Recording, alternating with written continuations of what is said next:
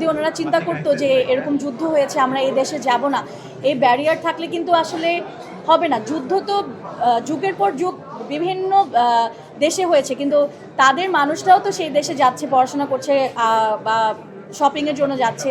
তো আসলে ওই জিনিসটা আসলে এটার সাথে যায় না, এবং আমরা এটাতে না টানলেই বেটার হয়। আমাদের পোশাকের সাথে ওনাদের পোশাকের স্টাইল বা ডিজাইন সব কিছুই যায়। বাংলাদেশের গ্র্যান্ড ওপেনিং হলো, এবং ওনারা দুই বোন সানা অ্যান্ড সাফিনাজ, তারা বাংলাদেশে এসেছে, গ্র্যান্ড ওপেনিং করলো উইথ বাংলাদেশি অ্যাক্ট্রেস সাবিলা নূর আপু ওনার সাথে, এবং আমরাও ছিলাম।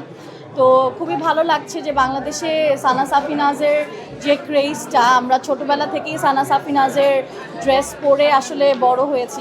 আমি অনেক পারচেজ করতাম আগে, তো এখন ওই ব্র্যান্ডটা ডিরেক্ট বাংলাদেশে এসে এখন ডিরেক্ট সেই স্টোর থেকেই কিনতে পারবো, তো এটা আসলে অনেক ভালো লাগার মতন। এছাড়াও সানা সাফিনাজের সাথে কাজও করতে পেরেছি প্রথম থেকেই, যখন গ্র্যান্ড ওপেনিংটাও হয় নাই। তো সব মিলিয়ে আমার মানে খুব ভালো লাগছে। ইয়েস, আমি যখন এখানে এসেছিলাম লাইভ আর ব্লগ করতে, সেদিনই আমি এখান থেকে কয়েকটা কাপড় কিনেছিলাম বাসার জন্য এবং আমার নিজের জন্য, বাসার মানুষের জন্য এবং আমার নিজের জন্য। অবশ্যই তারা ধরে রাখতে পারছে, দেখেই তো বাংলাদেশে এতটা ক্রেজ সানা সাফিনাজ ব্র্যান্ডের। পাকিস্তানি এই ব্র্যান্ডগুলোকে আমরা পছন্দ করি দেখেই কিন্তু ওনারা বাংলাদেশে আসছে, বিকজ ওনারা দেখছে যে ওনাদের মার্কেটটা এখানে অনেক বেশি, এবং অবশ্যই সেটা ধরে রাখছে।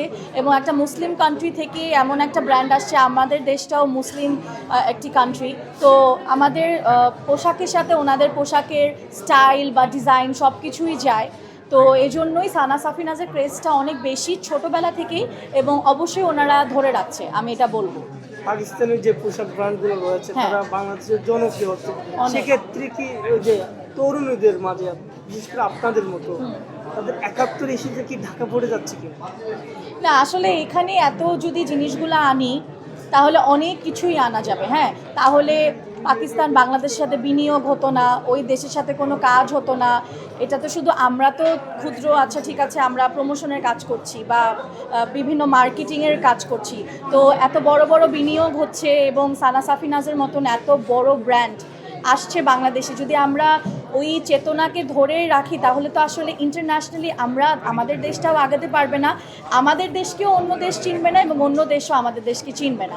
কেন, পাকিস্তানের তো অনেক স্টুডেন্টরা বাংলাদেশে এসে পড়াশোনা করছে, কিন্তু তাহলে যদি ওনারা চিন্তা করতো যে এরকম যুদ্ধ হয়েছে আমরা এই দেশে যাব না, এই ব্যারিয়ার থাকলে কিন্তু আসলে হবে না। যুদ্ধ তো যুগের পর যুগ বিভিন্ন দেশে হয়েছে, কিন্তু তাদের মানুষরাও তো সেই দেশে যাচ্ছে, পড়াশোনা করছে বা শপিংয়ের জন্য যাচ্ছে।